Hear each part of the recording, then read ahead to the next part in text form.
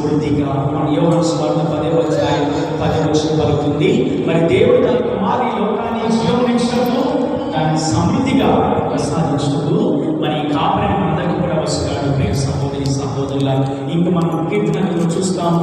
23వ కీర్తన 1వ వచనం చూస్తాము. మరి కీర్తన వింటాము, ప్రభువే నా కాపరి, ఇక నాకు ఏ కొదవే లేదు. మరి దేవుడు మన కాపరిగా ఉంటే, దేవుడు మనం నడిపిస్తూ ఉంటే, దేవుడు మనం ఆలోచించే ఆలోచనలో ఉంటే, దేవుడు మనం వేసే ప్రతి అడుగులో మరి ఆయన కాపరిగా ఉంటే మనకు ఎలాంటి లోయ ఉండదు. ప్రియ సహోదరులారా, అది మనం యోహాను సువార్త 10వ అధ్యాయం 4వ వచనం వింటాం. మంచి కాపరి తన గొర్రెలకు ముందుగా నడుచు.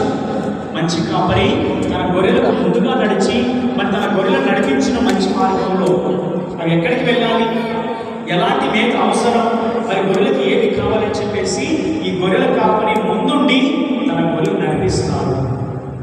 యోహాను సువార్త 10వ అధ్యాయం 11వ వచనం పలుకుతుంది, మరి నేను మంచి కాపరిని, మంచి కాపరి తన గొర్రెల కోసం తన ప్రాణాన్ని బలిగా ఇచ్చాడు. యేసు ప్రభు పలికాడు. యోహాను సువార్త 10వ అధ్యాయం 11వ వచనంలో ఆయన పలికిన మాట ప్రకారం మనందరి యొక్క పాపాల కోసం ఆయన మరణించాడు.